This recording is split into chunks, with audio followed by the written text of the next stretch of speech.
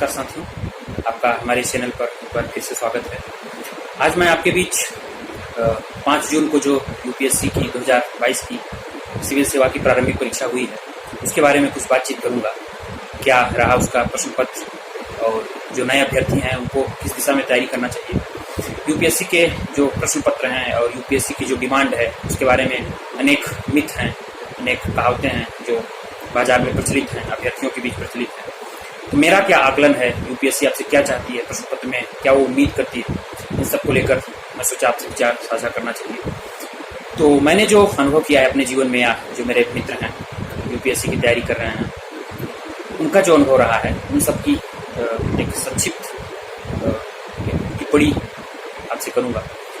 कल के जो पेपर रहा यूपीएससी का, उसमें मैंने ये अनुभव किया कि यूपीएससी आपसे टाइम मैनेजमेंट मांगती है, जो आपके सर्विस में भी सबसे उपयोगी है, और प्री मेंस दोनों एग्जाम में टाइम मैनेजमेंट आपका तगड़ा होना चाहिए।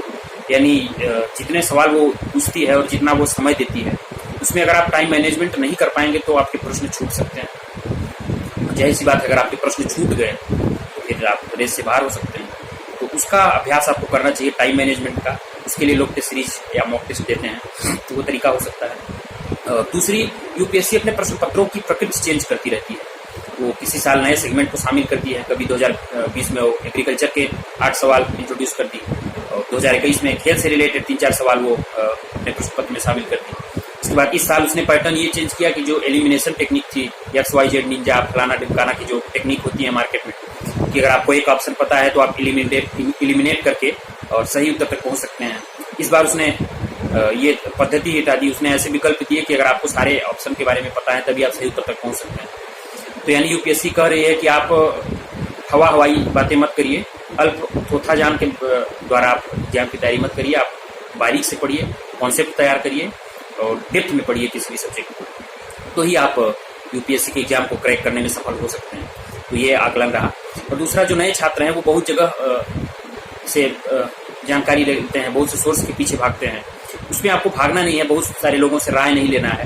यूपीएससी जो है इस बार अपने इस सीसेट के एक पैसेज में बहुत अच्छी कॉन्सेप्ट के साथ एक पैसेज पूछा था उसने, कि जो लोग राय लेते हैं व्यर्थ के 24 जगहों पर, तो वो लोग जल्दी सफल नहीं होते हैं। तो भटकाव हो जाता है आपकी ज़िंदगी में। आप जब 25 तरह की राय लेते हैं तो आपको लगता है कि कौन सी सही है, कौन सी गलत है, किसको फॉलो करना चाहिए लाइफ में। तो आप किसी 1-2 मेंटोर को चुनिए अपने, और उन पर भरोसा करिए और आगे बढ़िए, और जो बात तर्क से साबित हो उसी पर आप रिलाई करिए। बाकी चीज़ों के पीछे मत भागिए, उनको सही मत मानिए, और एक प्रॉपर स्ट्रेटजी बनाइए और तैयारी करने लग जाइए। कहीं से भी कुछ भी मत पढ़िए, एक सही दिशा में चलिए। आप जब आप कहीं चलते हैं तो आप एक मैप लेते हैं, या एक उसका डायरेक्शन होता है, जो आप डायरेक्शन को फॉलो करते हैं तब अपने अंतिम लक्ष्य तक पहुंचते हैं, या गंतव्य तक जहाँ आपको जाना होता है। डायरेक्शन के साथ तैयारी करिए और गहराई से पढ़िए किसी भी चीज़ को।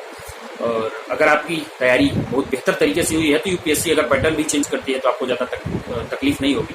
और दूसरा, कि बहुत सारे उम्मीदवार जिनका पेपर खराब गया है, उनको टेंशन लेने की जरूरत नहीं है। कुछ लोग सोचने लगते हैं क्या मैं इस लायक नहीं हूँ कि यूपीएससी एग्जाम नहीं क्रैक कर सकता हूँ, मुझे छोड़ देना चाहिए। तो मुझे लगता है कि आपको इन सब बातों से निराश होने की जरूरत नहीं है। आप काफ़ी योग्य हैं। यूपीएससी आपका एक एग्जाम है जिसको मानव ने सेट किया है इस धरती पर। आप प्रकृति की देन है, और यूपीएससी आर्टिफिशियल है। तो आप सर्वोच्च हैं, आपने यूपीएससी को क्रिएट किया है। तो आप यूपीएससी की वजह से नहीं है, यूपीएससी आप सबकी वजह से है। क्योंकि अगर सरकार है तो सरकार को शासन चलाने के लिए अधिकारी चाहिए, तो सरकार तो जनता से बनती है, जनता सबसे प्रमुख है ना।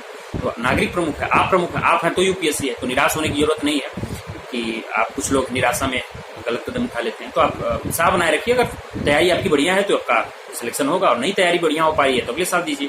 और अगर सिलेक्शन नहीं हो रहा है तो हो सकता है कि कुछ थोड़ी बहुत कमियां हों। आप अयोग्य नहीं हैं।